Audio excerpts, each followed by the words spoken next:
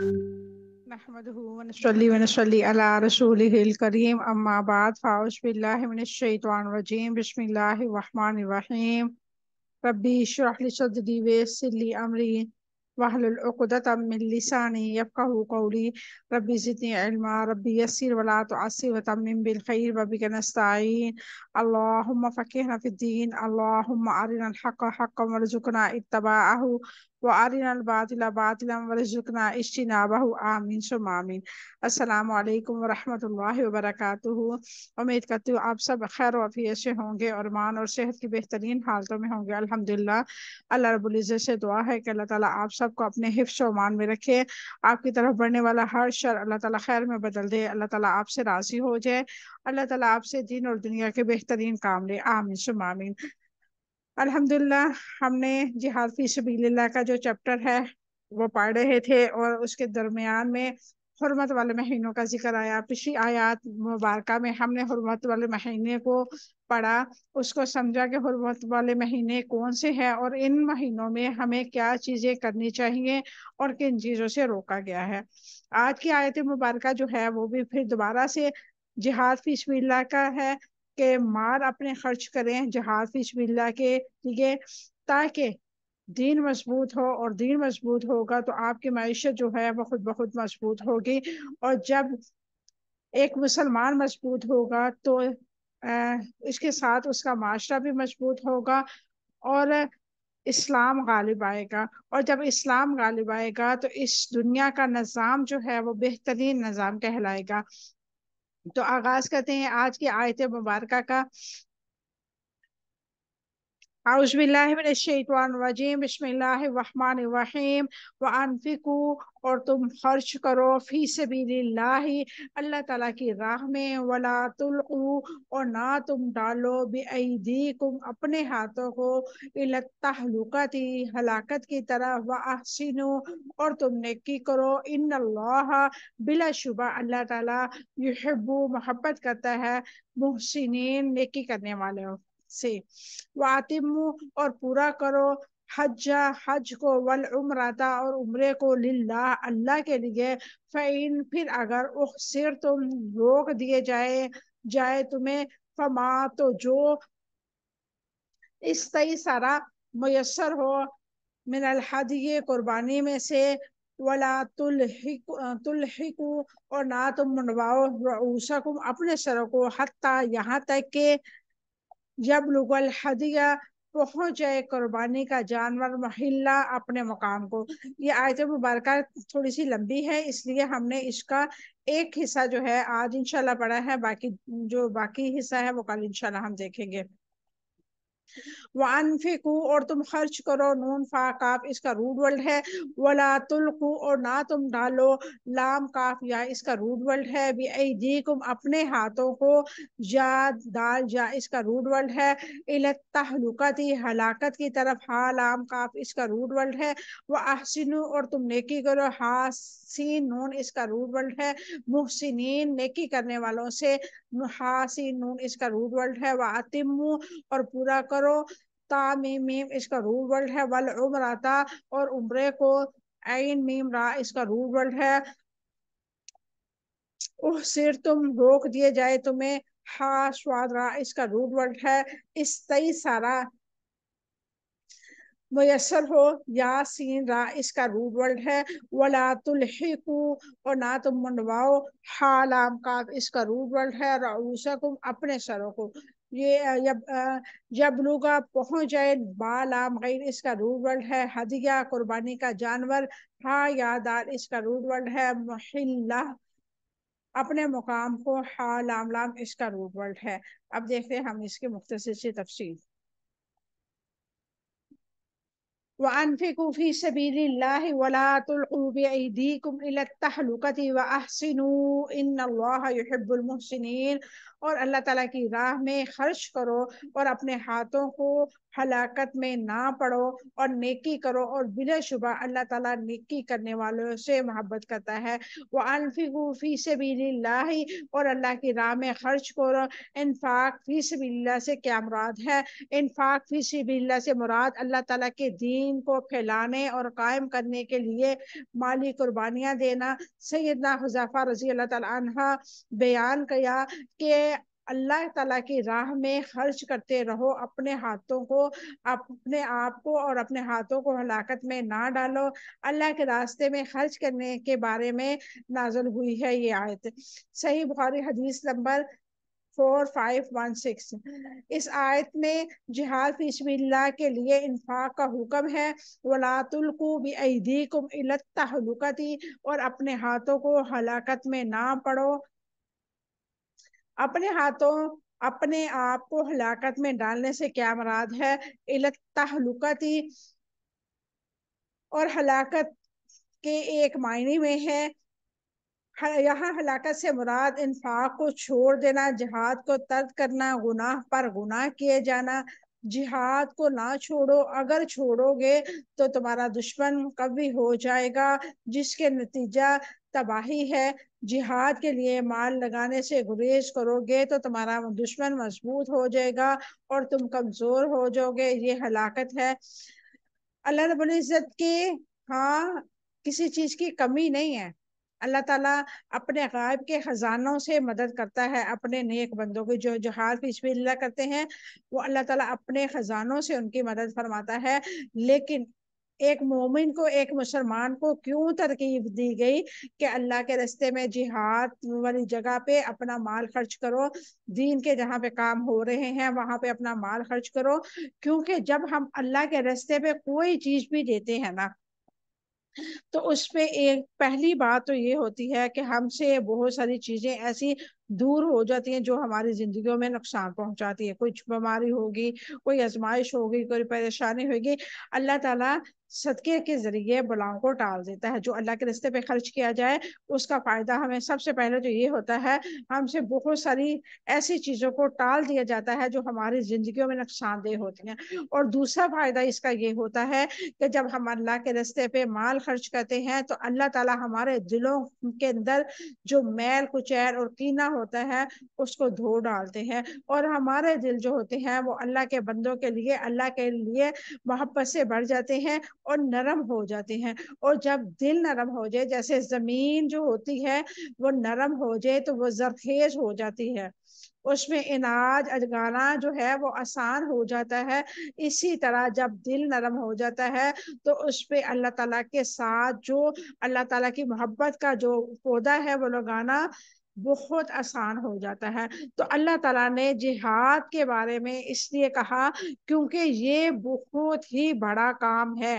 جو جہاد فی سبیل اللہ کرتے ہیں خالص اللہ کی رضا کے لیے اور اس دنیا میں اسلام کو نافذ کرنے کے لیے، وہ اپنی جان پہ کھیل کے، اپنی جانوں کی پرواہ نہیں کرتے، وہ اپنے سروں پہ کفن باندھ کے گھر سے نکلتے ہیں کہ ہم نے اللہ کے راستے پہ اپنے آپ کو قربان کرنا ہے۔ اور جو لوگ اللہ کے لیے یہ سوچ لے کے نکلتے ہیں تو اللہ تعالیٰ بھی تمام باقی لوگوں کو ان کے لیے ایکٹیو کر دیتا ہے۔ اللہ تعالیٰ کہتا ہے کہ ان کے لیے تم لوگ مال خرچ کرو، ان کے کھانے پینے کے لیے، ان کی سواریوں کے لیے، ان کے ہتھیاروں کے لیے، کیونکہ وہ جو جہاد ہوتا ہے وہ اپنی ذات کے لیے نہیں کر رہے ہوتے، وہ جو جہاد ہوتا ہے وہ نیکی کا جو کام کر رہے ہوتے ہیں وہ لوگوں کے لیے، بھلائی کے لیے، دین اسلام کی بھلائی کے لیے ہوتا ہے۔ تو اللہ تعالیٰ نیتوں کو بہترین جاننے والا ہے، تو اس لیے اللہ تعالیٰ نے جو جہاد کر رہے ہیں وہ تو مختصر لوگ ہوتے ہیں، لیکن دوسرے لوگوں کو ترغیب اس لیے دی تاکہ وہ بھی اس جہاد میں اپنا حصہ ڈال دیں۔ جیسے کہ اگر فرض کریں اب تو جہاد فی سبیل اللہ بہت کم لوگ کر رہے ہوں گے، لیکن جو کرتے ہیں الحمدللہ اللہ تعالیٰ ان کو عزت اور بلندی عطا فرمائے اور ان کی عمر میں علم میں برکتیں عطا فرمائے، اللہ تعالیٰ انہیں فتح یاب نصیب کرے۔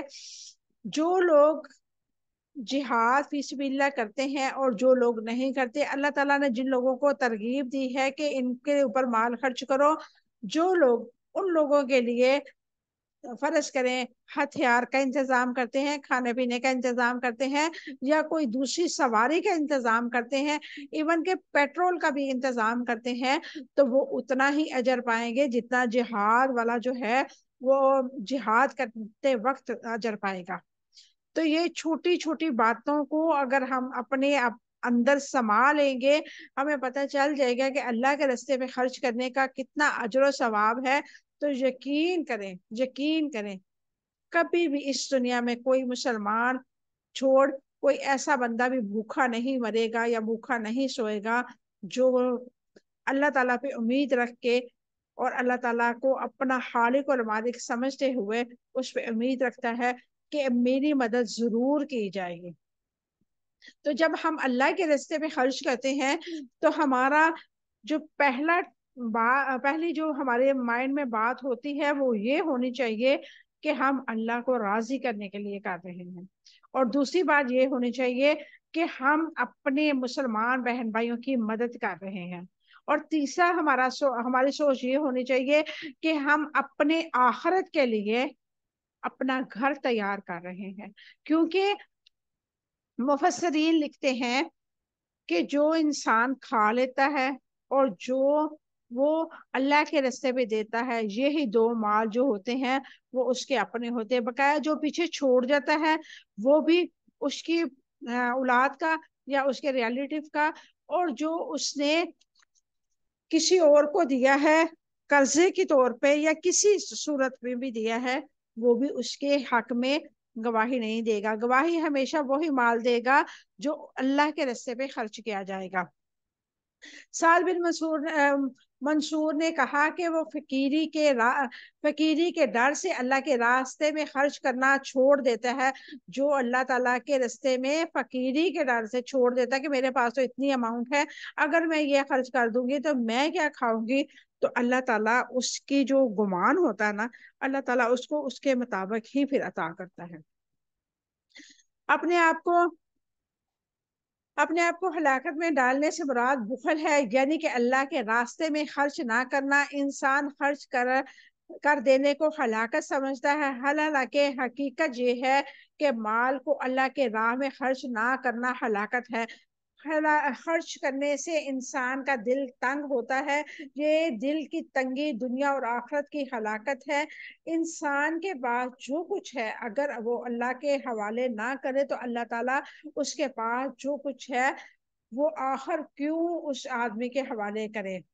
یعنی کہ اگر انسان یہ سوچتا کہ میرے مال میرے پاس تو بہت تھوڑا ہے، اگر میں یہ بھی اللہ کے حوالے کر دوں گا یا اللہ کے راستے میں لگا دوں گا یا کسی ایسے انسان کو دے دوں گا جو ضرورت مند ہے، تو پھر میرے پاس کیا بچے گا۔ تو اگر اللہ دیتا ہی نہ اس کو، جو صاحب نصاب ہیں جن کے پاس اللہ نے مال دیا ہے، کبھی سوچے اگر اللہ تعالیٰ آپ کو مال دیتا ہی نہ تو آپ کیا کر لیتے؟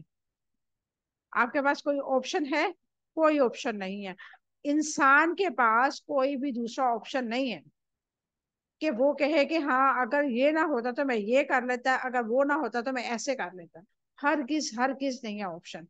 اللہ تعالیٰ ہر انسان کو اس کی حیثیت سے زیادہ عطا کرتا ہے۔ اب وہ انسان پہ ڈیپینڈ کرتا ہے کہ وہ اپنی حیثیت کو کس قدر اللہ کی بارگاہ میں بلند کرتا ہے۔ اللہ کے دیے ہوئے مال پہ، اس کے بندوں پہ، اس کے راستے میں، اس کے دین کے لیے جیسے آپ استعمال کریں گے، اللہ رب العزت آپ کا جو مال ہے وہ کئی گنا بڑھاتا جائے گا۔ آپ کو علم بھی نہیں ہوگا کہ یہ پیسے یہ مال کہاں سے واپس آ رہا ہے۔ اللہ تعالیٰ آپ کے ساتھ بہت ساری ایسے معاملات میں سکون عطا فرما دے گا جس کی وجہ سے آپ اکثر ہی پریشان، ڈپریشن کا شکار رہتے ہیں۔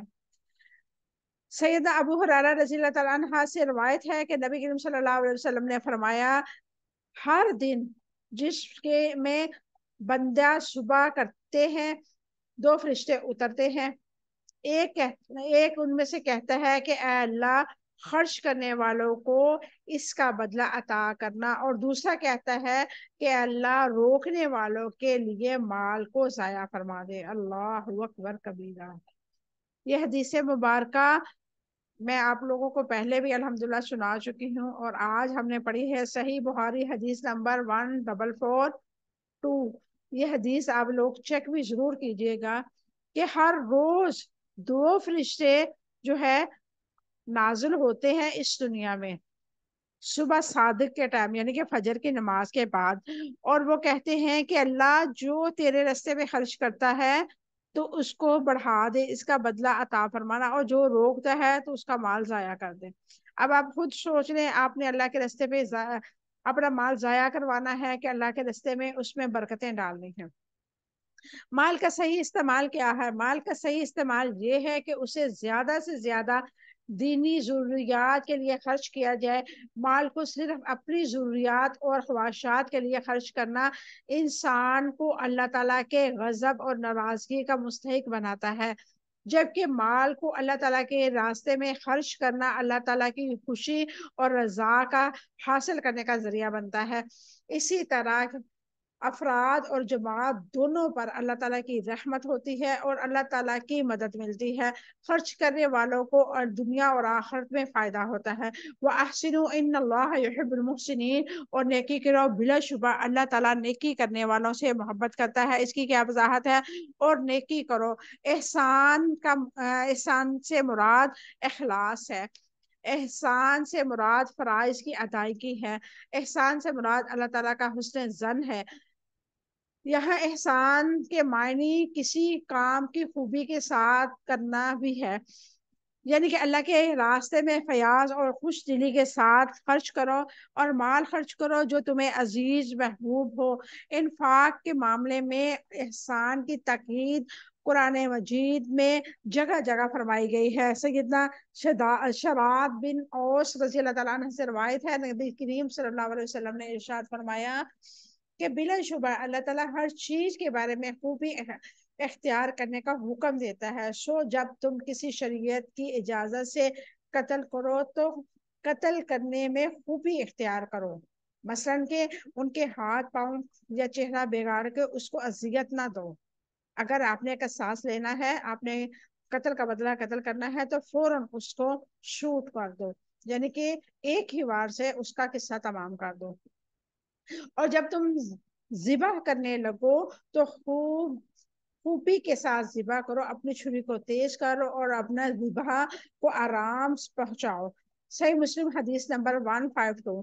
اس آیت کے معنی میں ہر قسم کا احسان شامل ہے، کیونکہ اللہ تعالیٰ نے اسے کسی صفت اور شرط وغیرہ کے لیے مقید نہیں کیا، بس اس میں مالی احسان بھی شامل ہے۔ اپنے جاہو منصب کی بنیاد پر کسی کے حقدار کی سفارش کرنا بھی احسان ہے، اسی زمر میں آتا ہے۔ امر بالمعروف نہی عن المنکر اور علم نافع کی تعلیم بھی احسان میں داخل ہوتی ہے۔ لوگوں کی ضروریات پوری کرنا، ان کی تکلیف کو دور کرنا، ان کی مصائب کا ازالہ کرنا، ان کے مریضوں کی عیادت کرنا، ان کے جنازوں کے ساتھ جانا، ان کے بھٹکے ہوئوں کو راستہ دکھانا، کسی کے کام میں ہاتھ بٹانا، کسی ایسے شخص کے لیے کام کر دینا جتنا کام نہیں آتا جسے کام نہیں آتا، یہ تمام امور جو ہیں احسان کے زمر میں آتے ہیں۔ اور اللہ تعالیٰ کا حکم، اللہ تعالیٰ نے حکم دیا ہے، اور اس احسان میں اللہ تعالیٰ کی عبادت احسن طریقے سے کرنا بھی داخل ہے، جیسے کہ رسول اللہ صلی اللہ علیہ وسلم نے ارشاد فرمایا احسان یہ ہے کہ اللہ تعالیٰ کی اس طرح عبادت کرو گویا کہ وہ تمہیں دیکھ رہا ہے۔ اگر یہ کیفیت پیدا نہ ہو تو اس طرح وہ اسے دیکھ رہا ہے، تب وہ تجھے دیکھ رہا ہے، یعنی کہ اللہ تعالیٰ کی تم عبادت اس طرح کرو کہ گویا کہ اللہ رب العزت کو تم دیکھ رہے ہو۔ اگر یہ کیفیت پیدا نہ ہو تو تب یہ محسوس کرو تو وہ تو مجھے دیکھ رہا ہے، میں اگر اس کو نہیں دیکھ رہا تو میرا رب تو مجھ کو دیکھ رہا ہے۔ اور جو ان صفات کو منصب ہو جاتا ہے وہ ان لوگوں میں شامل ہو جاتا ہے جن کے بارے میں اللہ تعالیٰ نے فرمایا ہے کہ جن لوگوں نے نیکی کے لیے نہایت اچھا بدلا ہے اور مزید ہے۔ سورہ یونس آیت نمبر 26۔ اللہ تعالیٰ کی معیت اور اسے حاصل رہتی ہے، اور اللہ تعالیٰ اسے دوست رکھتا ہے اور اس کی رہنمائی کرتا ہے۔ ہر معاملے میں اللہ تعالیٰ مدد کرتا ہے۔ کن لوگوں کی مدد کرتا ہے؟ جو اللہ کے بندوں کی مدد کرتے ہیں، جو اللہ کے رستے میں اپنے مال کو، اپنی پسندیدہ چیز کو لگا دیتے ہیں۔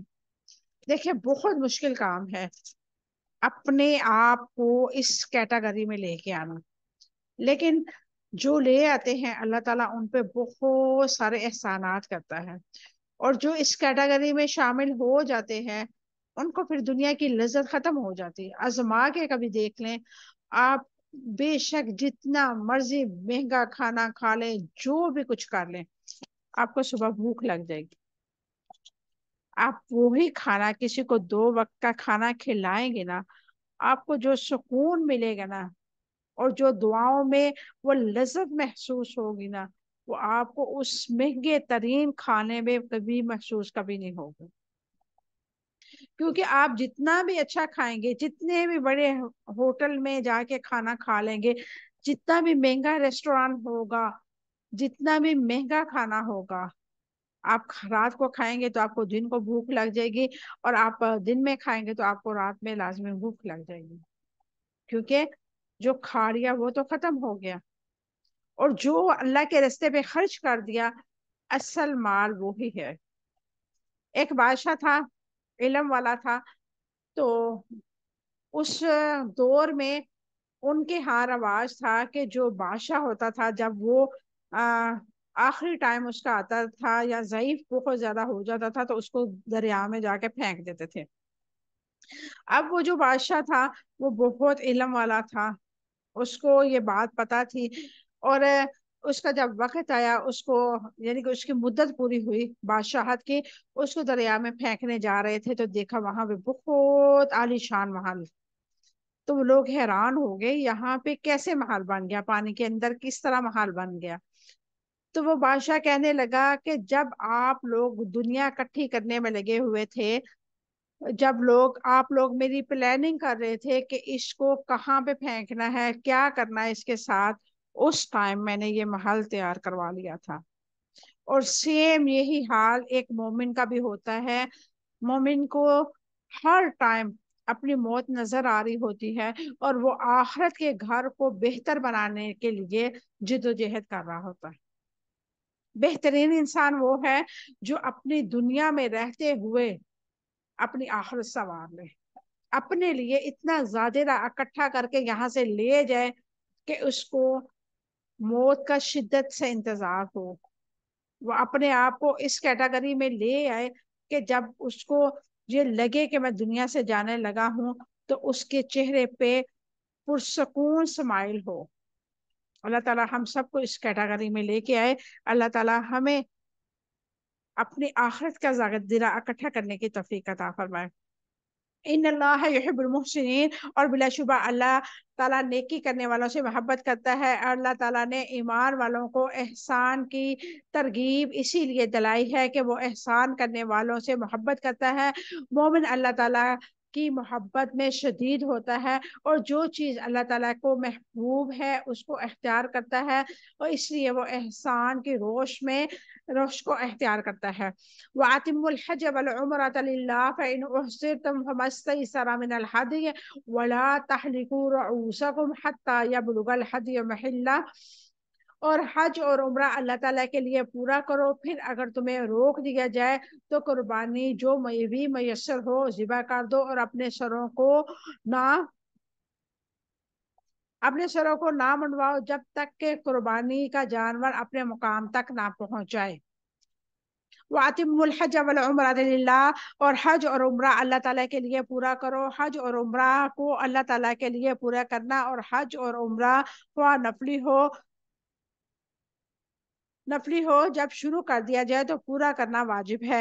حج اور عمرہ کے تمام آداب اور شرائط کے مطابق ادا کیا جائے، اس لیے ضروری ہے کہ نہ کوئی شرط فوت ہو اور نہ کوئی فرض نظر انداز کیا جائے۔ نبی کریم صلی اللہ علیہ وسلم نے فرمایا، خذوا عنی مناسککم، اپنے مناسک حج مجھ سے سیکھ لو۔ حج اور عمرہ کو صرف اللہ تعالیٰ کی رضا کے لیے ادا کیا جائے، کوئی اور مقصد پس نظر نہ ہو۔ وَلِلَّهِ عَلَى النَّاسِ حِجُّ الْبَيْتِ مَنِ اسْتَطَاعَ إِلَيْهِ سَبِيلًا، لوگوں پر اللہ تعالیٰ کا یہ حق ہے کہ اس کے گھر میں پہنچنے کی استطاعت رکھتا ہو تو وہ حج ادا کرے۔ آل عمران آیت نمبر 29۔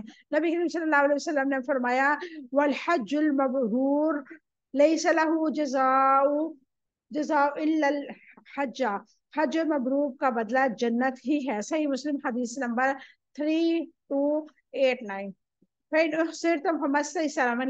پھر اگر تمہیں روک دیا جائے تو قربانی کا جو بھی جانور میسر ہو ذبح کرو۔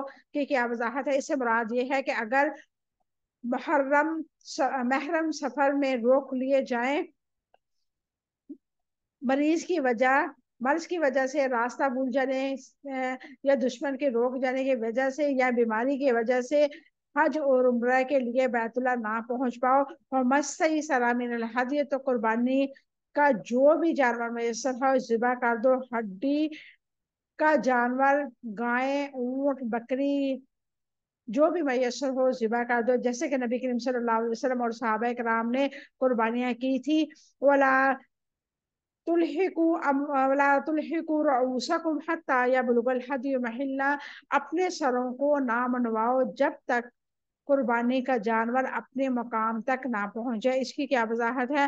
اپنے سروں کو نہ منڈواؤ جب تک قربانی کا جانور اپنے مقام تک نہ پہنچ جائے، یعنی کہ اگر کوئی حج اور عمرہ کا ایک ساتھ احرام باندھے اور حج کر کے حلال ہو جائے، پھر حج کا احرام عمرہ کر کے حلال ہو جائے، پھر حج کا احرام باندھے، تو جب تک حج اور عمرہ کے احکامات میں یا صرف حج یا عمرے کے احکام سے فارغ نہ ہو جائے تو سر منڈوانا جائز نہیں ہے۔ سیدہ حفصہ رضی اللہ تعالیٰ عنہ فرماتی ہیں میں نے پوچھا کہ لوگوں نے اپنے آپ عمرے کھول ڈالے ہیں، آپ صلی اللہ علیہ وسلم عمرے سے حلال کیوں نہیں ہوئے؟ فرمایا میں نے سر کے بال جما لیے ہیں اور قربانی کے گلے میں نشان ڈال دی ہے، میں جب تک قربانی نہ کر لوں حلال نہیں ہو سکتا۔ یعنی کہ جب تک قربانی کا جانور ذبح نہ ہو جائے، اب تو خیر جدید دور ہے، اب تو آپ کو موبائل پہ نوٹیفیکیشن آ جاتا ہے کہ آپ کی قربانی ہو گئی ہے، آپ اپنا حلال یعنی کہ اپنا جو احرام ہے وہ کھول سکتے ہیں، اپنا سر منڈوا سکتے ہیں، اپنا جو ہے احرام کھول سکتے ہیں۔ پہلے زمانے میں ایسا نہیں ہوتا تھا، پہلے زمانے میں یا تو خود کرنے پڑتے تھے یا وہاں پہ جو لوگ ہوتے تھے وہ کرتے تھے۔ تو اس آیت مبارکہ سے ہمیں پتہ چلتا ہے کہ اللہ کے رستے پہ اگر ہم حج یا عمرہ کرنے چلتے ہیں تو سب سے پہلی ہماری نیت کیا ہونی چاہیے کہ ہمیں جو ہے خالصتاً اللہ کی رضا کے لیے، اللہ کی خوشنودی کے لیے، اس کی خشیت میں عبادت کرنی ہے۔ حج اور عمرہ صرف اللہ کے لیے ہے، اور ایسے وقت میں اگر خدا نہ خواستہ جیسے عورت ہے، اس کے ساتھ کوئی مینسس پرابلم آ گئی ہے یا کوئی اور بیماری کا ایشو ہو گیا ہے، اس وجہ سے کہ وہ اپنا جو ہے حلال اس وقت نہ کھولے جب تک قربانی کا جانور نہ ہو جائے، ٹھیک ہے۔ اور اللہ تعالیٰ سے ہم دعا کرتے ہیں اللہ تعالیٰ ہمیں قرآن کی سمجھ عطا فرمائے، احکام شریعت کے مطابق اپنی زندگی گزارنے کی توفیق عطا فرمائے، اور اپنے مالوں کو اللہ کے راستے میں خرچ کرنے کی توفیق عطا فرمائے۔ اللہ تعالیٰ ہم سب کا حامی و ناصر ہو، اللہ تعالیٰ ہم سے راضی ہو جائے، ہم اپنے رب کی تقسیم پہ راضی ہو جائے۔ اللہ تعالیٰ سے دعا ہے کہ اللہ تعالیٰ ہم سے اگر کوئی بھول چوک ہو گئی ہے، جانے انجانے میں کوئی ایسے الفاظ ہماری زبان سے نکل گئے ہیں جو اس کے شائن شان نہیں ہے، تو اللہ تعالیٰ ہمیں معاف فرما دے اور ہمارے لیے آسانیاں پیدا فرما دے، اس قرآن کو ہمارے لیے ذریعہ نجات بنا دے، اور ہمارے والدین کے لیے آخرت میں بہترین مقام عطا فرمانا۔ اللہ تعالیٰ جن کے والدین اس دنیا فانی سے چلے گئے ہیں، اللہ تعالیٰ ان کی قبروں پر کرور ہار رحمت نازل فرمانا، اور جن کے والدین حیات ہیں اللہ تعالیٰ ان کی زندگیوں میں، عمر میں برکتیں عطا فرمانا، اور ان کا سایہ ہمیشہ ان کی اولاد پہ سلامت رکھنا، اور ان کی اولاد کو ہمیشہ ان کے لیے صدقہ جاریہ بنانا۔ اللہ رب العزت ہماری اولادوں کو، ہماری آنے والی نسلوں کو ہمارے لیے صدقہ جاریہ بنانا۔ آمین ثم آمین، وآخر دعوانا الحمدللہ رب العالمین، سبحان ربک رب العزت عما یصفون، وسلام علی المرسلین، والحمدللہ رب العالمین۔ السلام علیکم ورحمۃ اللہ وبرکاتہ۔